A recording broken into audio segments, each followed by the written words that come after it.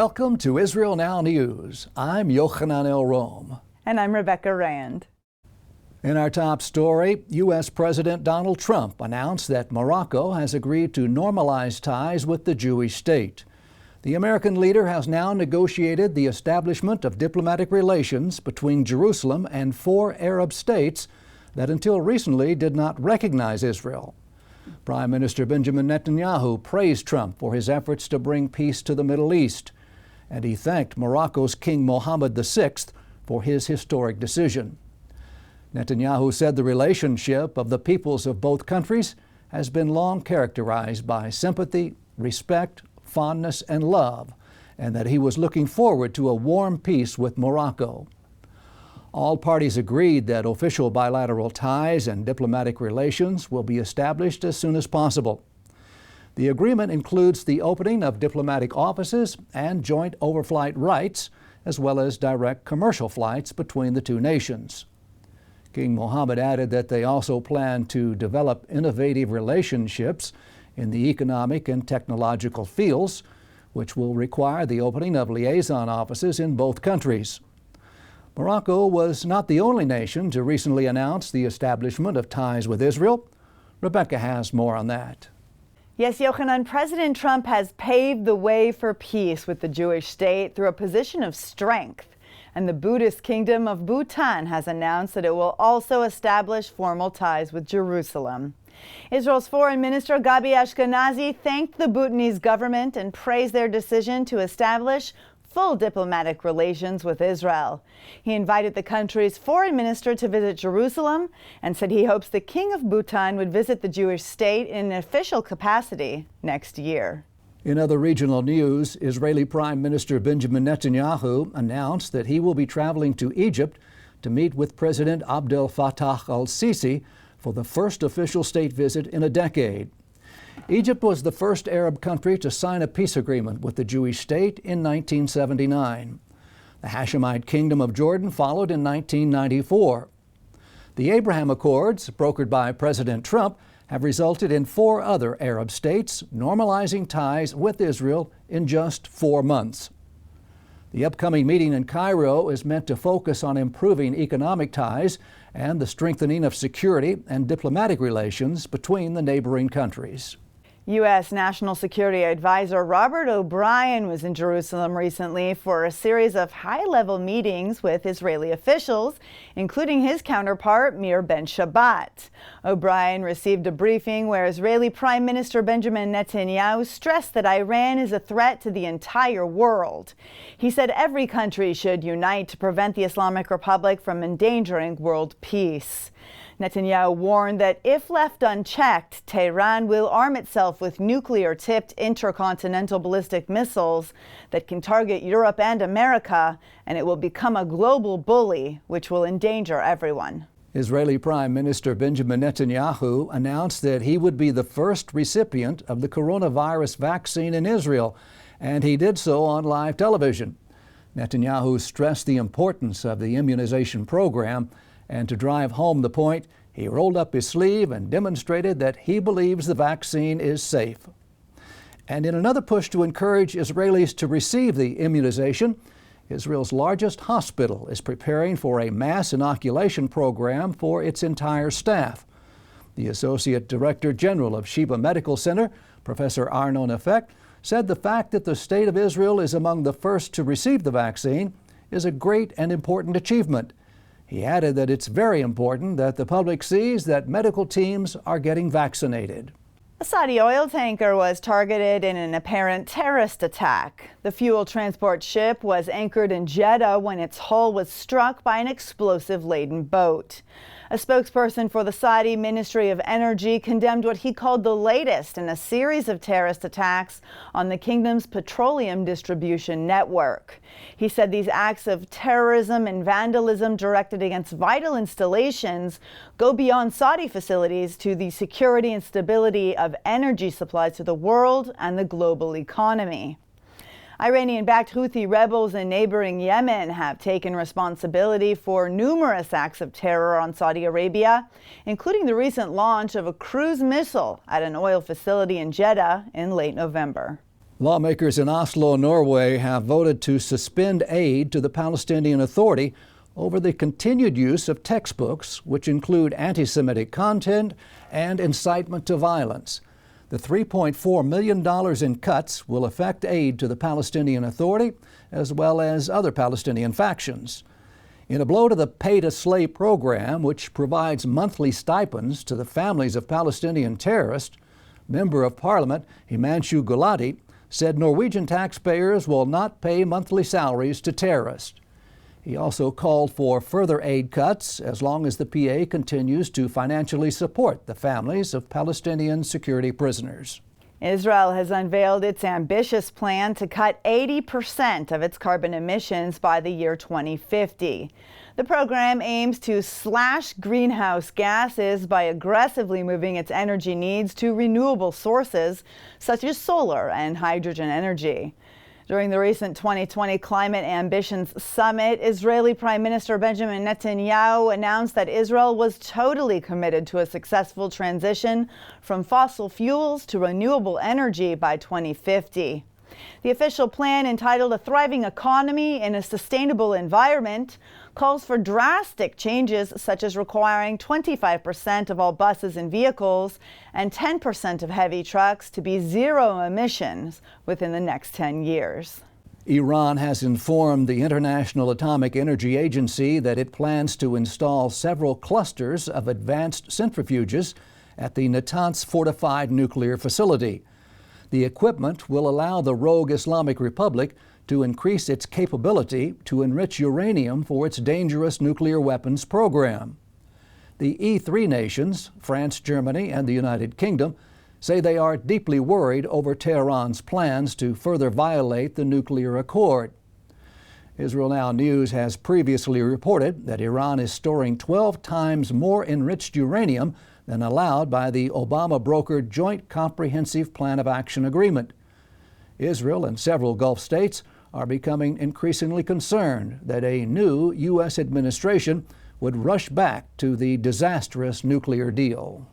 As Jews around the world were celebrating the Festival of Lights last week, Israeli archaeologists announced the discovery of a 2,000-year-old oil lamp.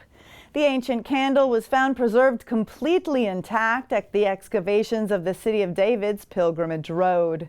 The clay oil lamp is decorated with branches and leaves, and according to the Israel Antiquities Authority, it is typical of the end of the Hashmonean rule during the Second Temple period. IAA Director of Excavations Ari Levy said these candles were used for different purposes, from simple everyday uses such as lighting rooms and streets to religious ceremonial uses for Shabbat and Hanukkah. The Israel Allies Foundation has reached the goal of expanding its network of pro-Israel caucuses to 50 countries worldwide. The latest to join this extremely influential organization are the countries of Honduras, Cameroon, South Sudan, and the Central African Republic. These caucuses are organized under the umbrella of the Israel Allies Foundation, which works to mobilize political support for Israel based on shared biblical values.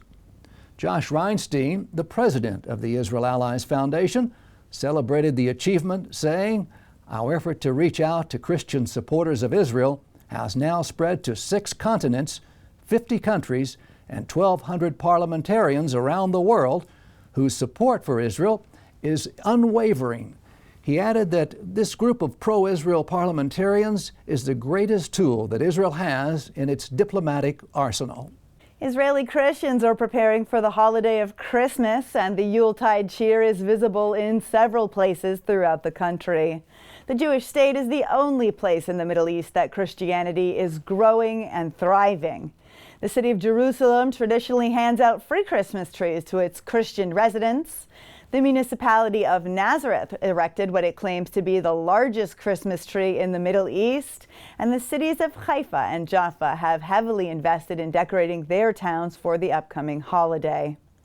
We at Israel Now News would like to wish all of our viewers around the world a very happy, healthy holiday season and a Merry Christmas from Jerusalem.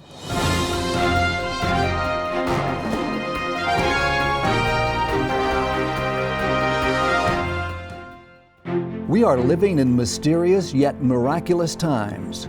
We've witnessed the most remarkable fulfillment of biblical prophecy, the Jewish people's return to Israel, and the prosperity and contributions of this tiny country in such a short time.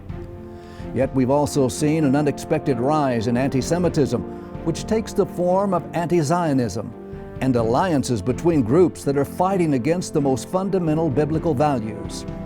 In the book Titus, Trump, and the Triumph of Israel, Josh Reinstein answers important questions to clarify what has driven political action from the time that the Roman Emperor Titus destroyed Jerusalem until today, when President Trump recognized Jerusalem as Israel's capital. Get your copy today and learn how faith-based diplomacy has changed the world. To order your advance copy, go to triumphofisrael.com.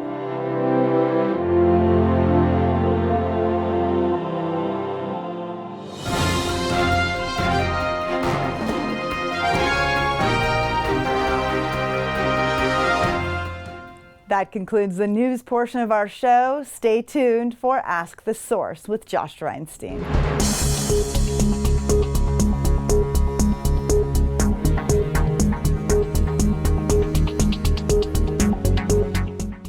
Hello and welcome to Ask the Source. I'm your host, Josh Reinstein, and we're here in our beautiful Jerusalem studio. My guest today is Jay Shultz. He's the chief curator at Curio Auctions. Jay, thanks for being on the show. Josh, thank you for having me. Jay, tell us a little bit about what is Curio Auctions. So Curio Auctions is an auction house, but with a big twist. We are solely focused on helping Jewish and Israel world nonprofits fundraise. Now, Curio Auctions itself is a nonprofit. 100% of what we do is we work with third-party organizations doing holy missions in this world, and we help them with their resource development in a creative, fun way. Well, you also do something pretty interesting. It's not like you're auctioning the regular type of stuff like Michael Jordan basketballs and jerseys from the NBA. You're actually auctioning things that are connected to the state of Israel. Tell us about that. Without question, we find that the people purchasing these items at auction, these people bidding at items, they're not generally collectors themselves.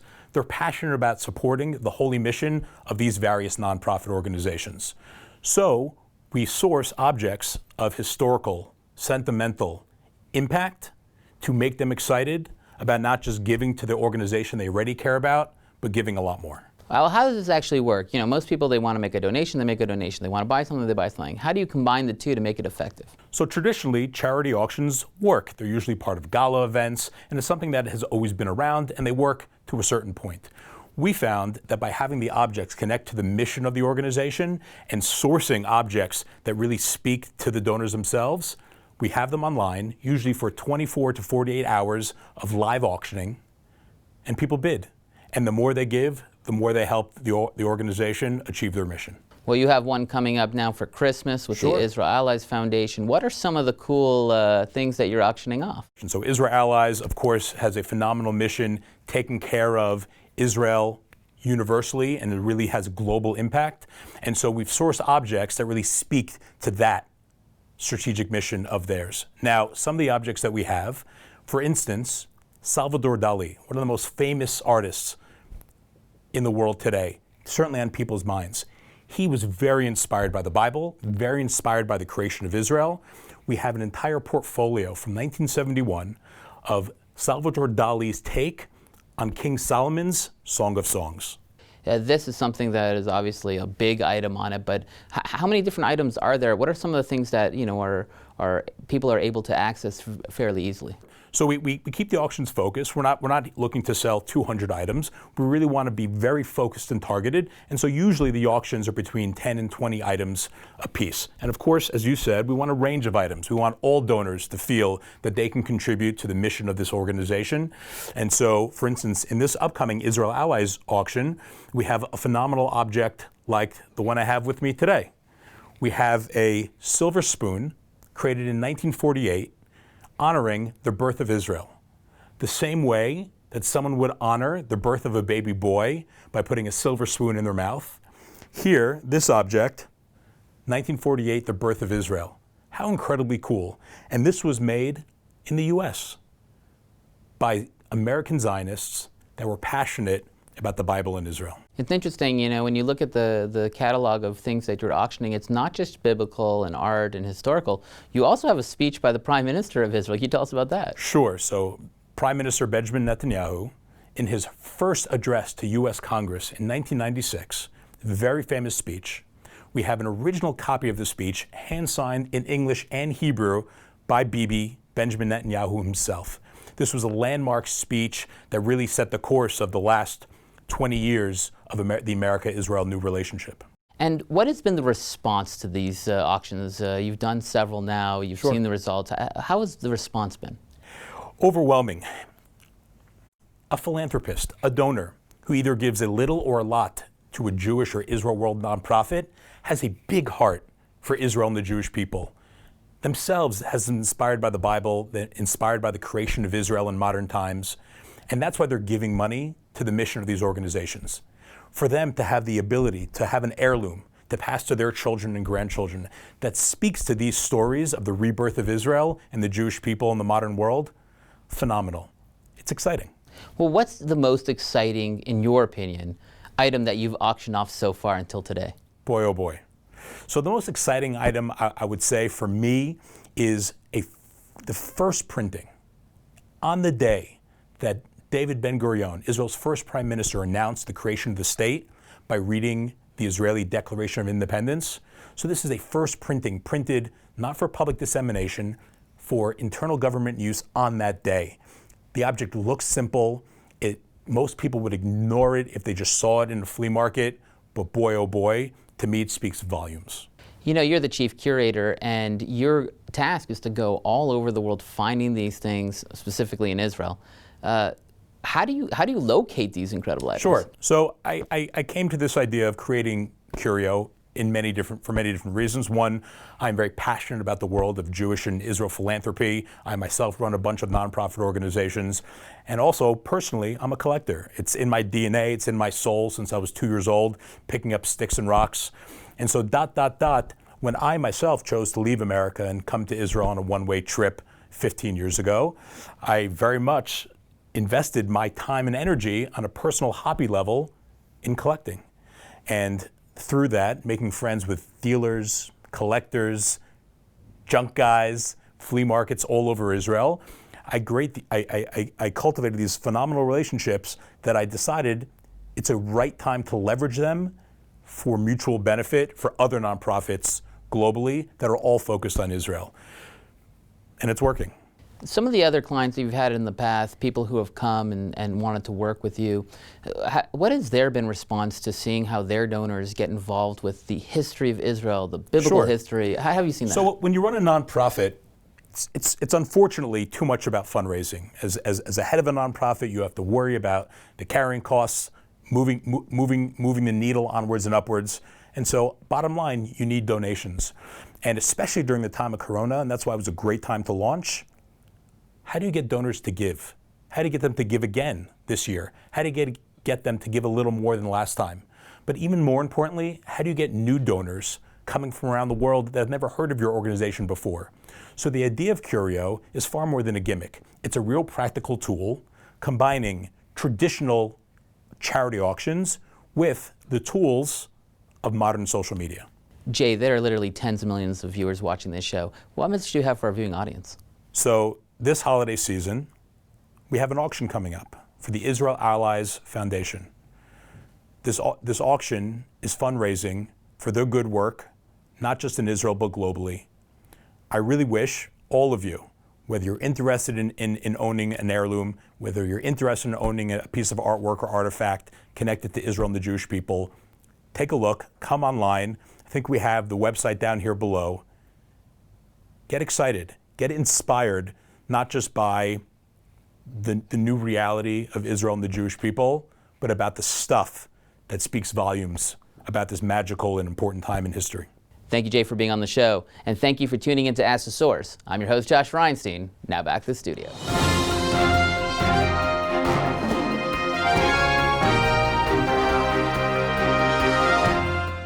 Up next, the return to Zion with Karen Hayesod.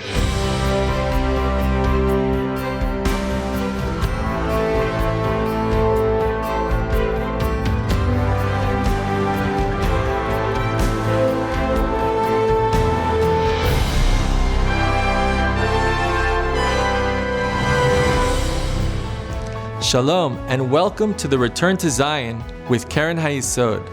I'm Sam Grundwerg, World Chairman of Keren HaYesod, the leading official fundraising organization for the State of Israel. Israel is once again a light unto the nations since its creation. Let's watch together and marvel in what God has been able to do in such a short period of time.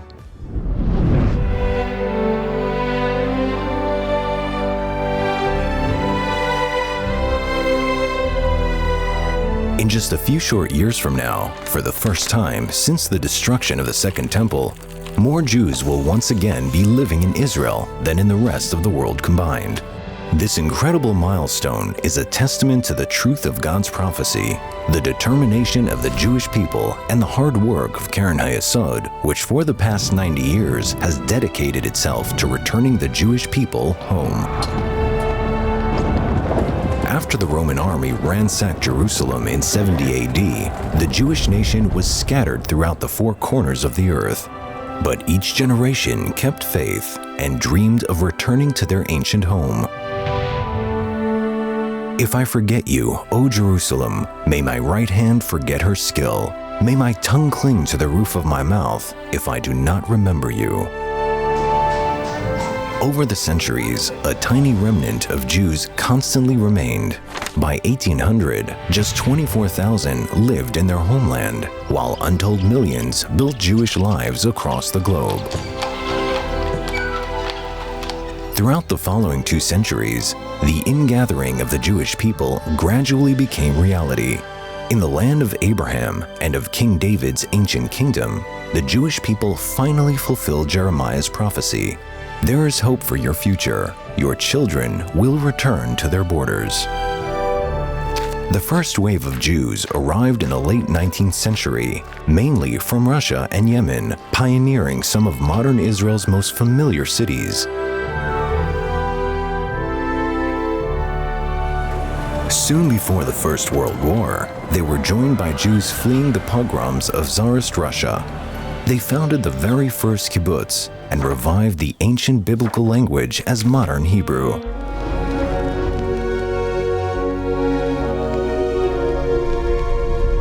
During the 1920s, as Europe was reshaped in the aftermath of war, Jews continued to find refuge in the Holy Land, fleeing from growing anti-Semitism. Crucial to these efforts was the work of Keren HaYesod supporters, who had galvanized Jewish communities and their friends across the world in an effort to see Jews return home. This was critical in helping hundreds of thousands of Jews escape the dark clouds of Europe as the horrors of Nazi Germany became a reality. By the outbreak of World War II, the Jewish population of Israel had swelled to 250,000. This number swiftly grew during the late 1940s as the survivors of humanity's darkest hour headed to the only place they could call home. As the world reeled from the shock of Nazism, Jews were forced to flee persecution once more, this time from the Middle East and North Africa, with around 900,000 Jews expelled or forcibly removed from Arab countries between 1948 and 1970. They arrived destitute in the fledgling state of Israel, eventually playing a major role in its development.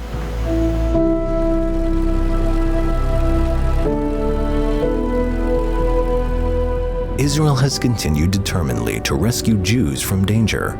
Tens of thousands of Ethiopian Jews were airlifted to safety in the 1980s and early 1990s. In the following years, as the Soviet Union collapsed, almost 1 million Jews made the journey to Israel. With the help of Keren HaYesod supporters, they have made new lives in the land of their forefathers.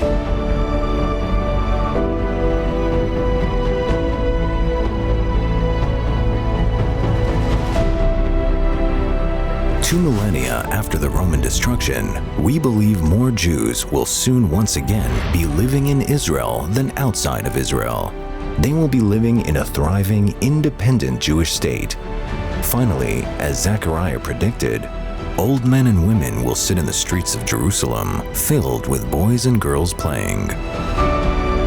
Join us in making this dream a reality.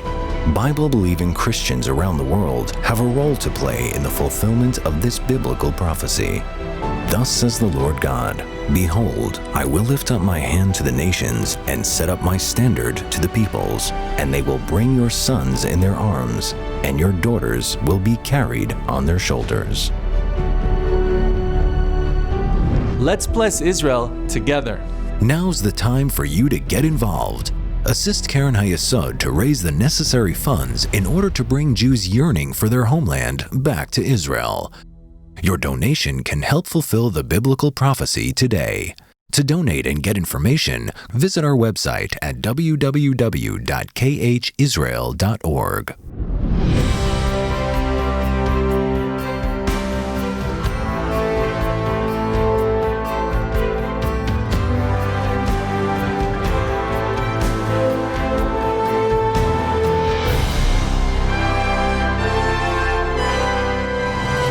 National Security Advisor O'Brien, Robert, it's a pleasure to welcome you back to Jerusalem with your team. Under President Trump, the United States and Israel are working together closer than ever before.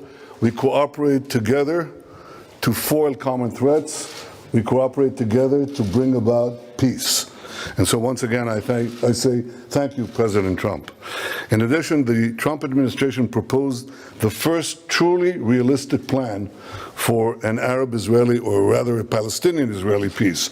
And this is the first plan to take seriously and address Israel's national security interests. And that's why I think down the line, it will be the only plan that will be implemented. Instead of coddling the tyrants of Tehran, President Trump has adopted the policy of maximum pressure. This is a policy that I have to say is widely supported across the Middle East.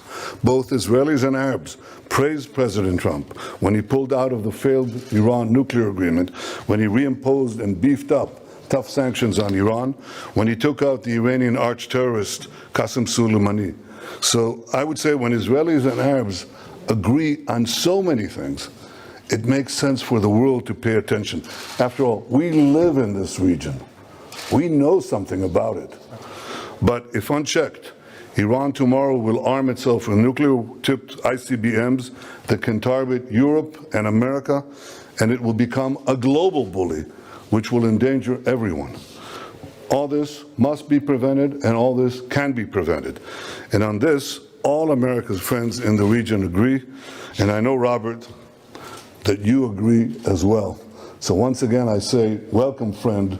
Welcome back to Jerusalem. To donate and get information, visit khisrael.org.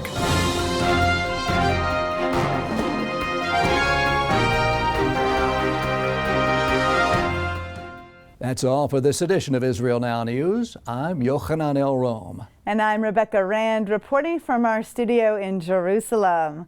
Please join us again next week for all of your Israel updates.